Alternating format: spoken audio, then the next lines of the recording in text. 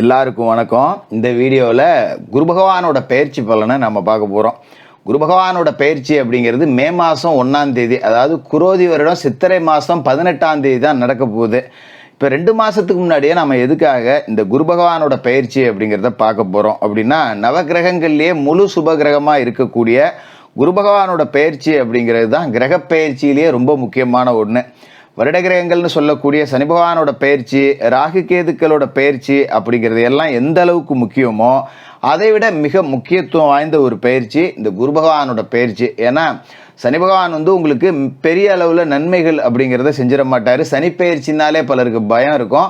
அதுமாரி சர்ப்ப கிரகங்களான ராகு கேதையும் பார்த்து பலரும் பயப்படுவாங்க. ஆனாலும் குரு பகவானோட பயிற்சியை பார்த்து யாரும் பயப்பட வேண்டியதில்லை. ஏன்னா குரு பகவான் இருக்கிற இடத்துல இருந்துக்கிட்டும் நல்ல பலன்கள் கொடுப்பாரு, பார்வையாலையும் நல்ல பலன் கொடுப்பாரு. அப்போ இந்த குரு பயிற்சி அப்படிங்கிறது உங்களோட எதிர்பார்ப்புகளை நிறைவேற்றுமா?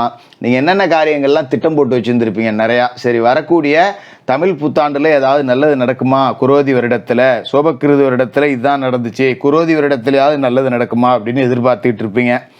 அப்படிப்பட்ட உங்களோட எதிர்பார்ப்புகளை நிறைவேற்ற போகிற குரு பயிற்சி குரோதி வருடம் சித்திரை 18ஆம் தேதி பகல் 1 மணிக்கு நடக்குது. குரு பகவான் மேசராசிலேருந்து பயிற்சியாகி ரிஷபராசிக்கு போக போகிறாரு. அங்கே இருந்துக்கிட்டு கன்னிராசியை 5ஆம் பார்வையாகவும், விருச்சிக ராசியை 7ஆம் பார்வையாகவும், மகர ராசியை 9ஆம் பார்வையாகவும் பார்க்க போகிறாரு. இப்போ இந்த குரு பயிற்சி பலன்கள் உங்களோட ராசிக்கு என்னென்ன செய்ய போகுது அப்படிங்கிறத பார்ப்போம். துலா ராசி நேயர்களே, உங்களுக்கு இந்த குரு பகவானோட பயிற்சி எப்படி இருக்குது அப்படின்னு பார்த்தோம்னா, இது நாள் வரைக்கும் பார்த்தீங்கன்னா உங்களோட ராசிக்கு 7வது வீட்டில் குரு பகவான் இருந்தார். இப்போ உங்களோட ராசிக்கு 8வது வீட்டுக்கு குரு பகவான் மாற போகிறாரு. அதாவது அஷ்டமஸ்தானத்தில் குரு அமர போகிறாரு. அதாவது இது வரைக்கும் குரு இருந்த 7வது இடம் அப்படிங்கிறது ஒரு நல்ல இடம் அப்படின்னே சொல்லலாம். குருவோட பார்வையும் உங்களோட ராசிக்கு கிடைச்சிது. இப்போ 8ஆம் இடத்துல குரு பகவான் போய் உட்காரும்போது நமக்கு கொஞ்சம் ஒரு சுமாரான பலன் அப்படின்னே சொல்லலாம். இதே காலகட்டத்தில் பார்த்தீங்கன்னா சனி பகவான் உங்களோட ராசிக்கு 5வது இடத்துல இருக்கார். ஒரு வழியாக அவர் அர்த்தாஷ்டம சனிலேருந்து கிளம்பி 5வது இடத்துக்கு வந்துட்டார். 6வது வீட்டில் ராகு இருக்கார். 8வது வீட்டுக்கு குரு அமர போகிறாரு. அப்போ இந்த கிரக அமைப்பு அப்படிங்கிறது உங்களுக்கு ஒரு குழப்பமான கிரக அமைப்பு அப்படின்னே சொல்லலாம். ஆனால் இதுலேயும் பல நன்மைகள் அப்படிங்கிறதும் உங்களுக்கு காத்துக்கிட்டு இருக்கு. அப்பப்போ எதிர்பாராத திடீர் திருப்பங்கள் அப்படிங்கிறதெல்லாம் வந்துக்கிட்டே இருக்கும். அப்போ பெருசாக எது மேலேயும் நாம் ஆசை வைக்க வேண்டாம். பெருசாக எந்த ஒரு பொருளையும் அடையணும்னு நினைக்கக்கூடாது. நம்ம பாட்டுக்காக நம்ம பொழப்பை பார்ப்போம், நம்ம வேலையை பார்ப்போம், நமக்கு கிடைக்கிறது கிடைக்கட்டும். 10 ரூபா வருதா சந்தோஷமாக இருப்போம். வர்ற 10 ரூபாயில் 2 ரூபா மிச்சம் பண்ணி வைப்போமா, முடிஞ்சால் முடிச்சு வைப்போம், இல்லை பின்னாடி நமக்கு நல்ல நேரம் வர்றப்போ பார்த்துக்குவோம் அப்படிங்கிற மாதிரி ஒரு பட்டற்ற வாழ்க்கை, ஏதோ அன்றாட வாழ்க்கை அப்படிங்கிற ரேஞ்சுக்கு போயிட்டீங்கன்னாலே குரு எதுவுமே செய்யாட்டியும் சனி உங்களை சாதனை படைக்க வச்சுருவார். எதனால் சொல்கிறேன் அப்படின்னா, அஷ்டமத்தில் குரு இருக்கும்போது, 6ல் ராகு இருக்கும்போது, 5ல் சனி இருக்காரு அப்படின்னா குருவையும் ராகவையும் தாண்டின பெரிய கிரகம் சனி. அப்போ இவங்க சின்ன சின்ன பிரச்சனைகளை கொடுத்தாலும் அதை சனி பார்த்துக்குவார். சனி இப்போ 5ல் இருக்கார், அதாவது பூர்வ புண்ணியஸ்தானத்தில் சனி இருக்கார். அப்போ நாம் கர்ம வினைகளை கருத்தில் எடுத்துக்கிட்டு வாழணும்.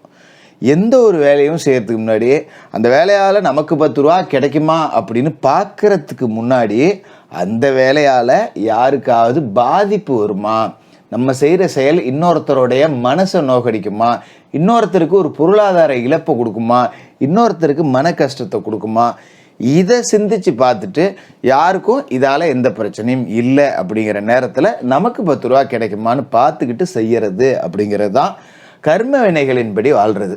வேறு எதுவுமே கிடையாது. கர்மா அப்படின்னா இப்போ பெருசாலாம் யோசிக்க வேண்டியதில்லை. நம்மளால் யாருக்கும் தீங்கு இருக்கக்கூடாது, நம்ம செய்யக்கூடிய செயல்களால் யாருக்கும் தீங்கு இருக்கக்கூடாது, பிறரோட வளர்ச்சியை பார்த்து பொறாமப்படக்கூடாது, பிறர் மாதிரி நாம் வாழணும்னு நினச்சி ஆசைப்படலாம், பொறாமப்படக்கூடாது. அந்த ஆசையை நோக்கி நம்மளோட முயற்சிகளை செஞ்சுக்கிட்டே இருந்தோம் அப்படிங்கிற இந்த 5ஆம் இடத்துல சனி இருக்கும்போது அற்புதமான சாதனைகளையும் படைக்க செய்வார். இப்போ 8ல் குரு வந்திருக்கார். 8ல் குரு அப்படின்னா நட்டாத்தில் நிற்கிற கதை அப்படிம்பாங்க. ஆனால் நீங்கள் நட்டாத்தில் நின்னாலும் கூட உங்களுக்கு நட்டாத்துலையும் ஒரு படகும் துடுப்புமா சனி பகவான் இருக்காரு அப்படிங்கிறதால ஆற்றை பற்றி நீங்கள் கவலைப்பட வேண்டியது இல்லை. அதே நேரத்தில் குரு பகவான் இருக்கிற இடத்தை விட பார்க்குற இடத்துக்கு பலன் கூட. இப்போ 8ல் அவர் இருக்கும்போது கொஞ்சம் காசு பண வரவை குறைப்பார். இப்போ சாதாரணமாக பார்த்தீங்கன்னா ஒரு தொழில் செஞ்சுக்கிட்டு இருக்கேன், மாதம் ஒரு 20,000 கிடைக்குது அப்படின்னா அது திடீர்னு ஒரு 18,000 15,000 அப்படின்னு குறையும். அப்போ நம்மளோட செலவுகளையும் நாம் கொஞ்சம் கட்டுப்பாட்டுக்குள்ளே வச்சுக்கிறது அப்படிங்கிறது தான் நல்லது. அதே நேரத்தில் 6ல் ராகு இருந்துக்கிட்டு நம்மளை கொஞ்சம் கடன் வாங்க தூண்டுவார். போ கடன் வாங்கியாவது கொஞ்சம் ஆடம்பரமாக செலவு பண்ணு, 20 ரூபா செலவு பண்ணிட்டு இருந்தால் இப்போ என்னடா 5 ரூபா உள்ள சுருக்கிற, கடன் வாங்கி செலவு பண்ணு அப்படின்னு ராகு தூண்டி விடுவார். இந்த நேரத்தில் கடன் வாங்குறேன் அப்படிங்கிற பேச்சுக்கு வேலை வச்சுக்கிட்டோம்னா ஒரு கடனை அடைக்க இன்னொரு கடன், அதை அடைக்க இன்னொரு கடன்னு தொடர்ச்சியாக கடன் வாங்க வேண்டியிருக்கும். அதனால் கூடுமான வரைக்கும் தேவைகளை குறைச்சிக்கிட்டு ஆசைகளை குறைச்சிக்கிட்டு வாழ்கிறது அப்படிங்கிறது தான் நல்லது. மறுபக்கம் பார்த்தீங்கன்னா இப்படியான ஒரு வாழ்வை நாம் வாழும்போது குரு பகவானோட அருள் பார்வை அப்படிங்கிறது நமக்கு கை கொடுக்கறதா இருக்கும். ஏன்னா குரு பகவானோட பார்வைங்கிறது உங்களோட ராசிக்கு 12ல் விழுவுது, 2ல் விழுவுது, 4ல் விழுவுது. இப்போ ராசிக்கு 12ஆம் இடம் அப்படிங்கிறது கன்னி ராசியில் குரு பகவானோட பார்வை விழுவும்போது தேவையற்ற விரைய செலவுகளை குறைப்பார். நான் சொன்னேன் பார்த்தீங்களா, செலவுகளை குறைச்சிக்கணும்னு. அதுக்கான வழியவும் குரு பகவானே தன்னோட பார்வையால் செஞ்சு கொடுப்பாரு. ஒரு மருத்துவ செலவுகள், தேவையற்ற ஆஸ்பத்திரிக்கு போனேன், 2000 ஆச்சு, 3000 ஆச்சு, அடிக்கடி பெற்றவங்களுக்கு உடம்பு சரியில்லை, பிள்ளைங்களுக்கு உடம்பு சரியில்லை, இப்படி செலவு பண்ணேன் அப்படிங்கிற செலவு இருக்காது. அது மாதிரி பார்த்தீங்கன்னா விரைய செலவுகள் அப்படிங்கிறது சில பேர் கண்ணாபின்னான்னு பண்ணுவாங்க. ஒரு ஆடம்பர பொருட்களை வாங்குறது, இல்லாட்டி வீட்டில் ஏதாவது பொருள் அடிக்கடி ரிப்பேர் ஆகி போவோம். நம்ம செலவே பண்ண மாட்டோம், லைட்டு பீஸாக போயிடும், ஃபேன் ரிப்பேர் ஆகி போயிடுது, கிரைண்டர் ரிப்பேர் ஆகி போச்சு, வண்டி அடிக்கடி வேலை வச்சிருச்சு, இப்படி ஏதாவது தெண்டை செலவு அப்படிங்கிறது நமக்கு வந்துக்கிட்டு இருக்கும் பார்த்தீங்களா, அதெல்லாம் இனிமேல் வராது. இப்போ 20 ரூபா சம்பாரித்து இந்த மாதிரி தெண்டை செலவெல்லாம் பண்ணிக்கிட்டு இருக்கிறது ஒன்று, 15 ரூபா சம்பாரித்து இந்த மாதிரி செலவு இல்லாமல் நம்ம அடிப்படை தேவைகளை மட்டும் பூர்த்தி செஞ்சுக்கிறது அப்படிங்கிறது ஒன்று. அதுக்கான வழியவும் குரு பகவான் தன்னோட அருள் பார்வையால் ஏற்படுத்தி கொடுப்பாரு. அதே மாதிரி சொந்த தொழில் செய்கிறவங்களுக்கு 20 ரூபா கிடைக்கிற இடத்துல 15 ரூபா கிடைச்சாலும் கிடைக்கும், லாபத்தில் 5 ரூபா குறையுமே தவிர நஷ்டம் அப்படிங்கிற பேச்சுக்கே இந்த காலகட்டத்தை பொறுத்த வரைக்கும் வேலை இல்லை. அதேமாரி குரு பகவானோட பார்வை அப்படிங்கிறது தனஸ்தானத்தில் விழுவுது.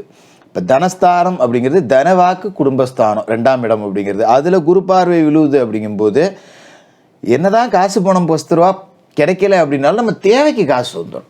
ஒரு நாளைக்கு ஒரு 5000 தேவை, இன்னைக்கு கையில் காசு இல்லைன்னா கண்டிப்பாக நாளைக்கு தேவைக்கு எங்கே இருந்தாவது காசு பணம் வந்துடும். ஒரு பக்கம் குரு இருக்கிற இடத்துல இருந்துட்டு பண நெருக்கடியை கொடுத்தாலும் பார்க்குற பார்வையால் அந்த நெருக்கடியை அவரே குறைச்சிருவார், பயப்பட தேவையில்லை. அதுமாரி இது குடும்பஸ்தானத்தையும் குறிக்குது அப்படிங்கிறதால குடும்ப உறுப்பினர்களும் உங்களோட நிலைமையை புரிஞ்சு நடந்துப்பாங்க. பிள்ளைங்க பார்த்தீங்கன்னா அதை வாங்கி கொடு, இதை வாங்கி கொடு அப்படின்னு கேட்டு நச்சரிப்பாங்க இல்லையா, அதெல்லாம் இருக்காது.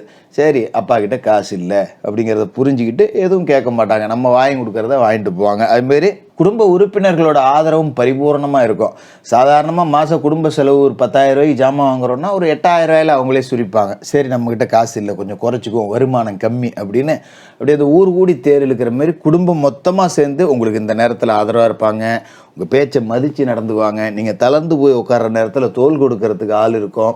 இப்படி சகல விதமான நம்பிக்கைகளை வளர்த்தெடுக்கிறதுக்கு ஆள் இருக்கும், ஆதரவுக்கு ஆள் இருக்கும். அப்படிங்கிறதால பயப்பட வேண்டியதில்லை. அதுமாரி வாக்குஸ்தானம் அப்படிங்கிறதுல அவரோட பார்வை விழுவுது அப்படிங்கிறதால கொடுத்த வாக்கை காப்பாற்றிடுவீங்க. ஒருத்தருக்கு சொன்ன சொல்லுங்க அவன் நிற்பாண்டா அப்படின்னு பேர் எடுத்துருவீங்க. அதில் எந்த மாற்றமும் இல்லை. 4ஆம் இடத்துல சுகஸ்தானத்தில் குரு பகவானோட பார்வை விழுவுது அப்படிங்கும்போது உங்களோட உடல் ஆரோக்கியம் நல்லாயிருக்கும். அடிக்கடி ஆஸ்பத்திரிக்கு போனேன், செலவு பண்ணேன் அப்படிலாம் தேவை கிடையாது. அந்த செலவும் இப்போ மிச்சமாகும். அதேமாரி தாயாரோட உடல் ஆரோக்கியத்தில் இருந்த பிரச்சனை நீங்கும். அம்மாவுக்கு உடம்பு சரியில்லை, அடிக்கடி ஆஸ்பத்திரிக்கு இழுத்துட்டு போயிருந்தேன், அவங்களுக்கு மருந்து வாங்குறதுக்கே மாதம் 2000 3000 ஆகுது.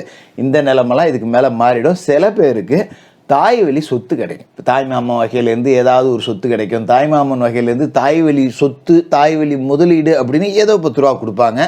தாய்மாமன் வழி உறவுகள் ரொம்ப ஆதரவாக இருப்பாங்க. தாய் வழி உறவுகளில் சித்தி இருக்கலாம், பெரியம்மா இருக்கலாம்.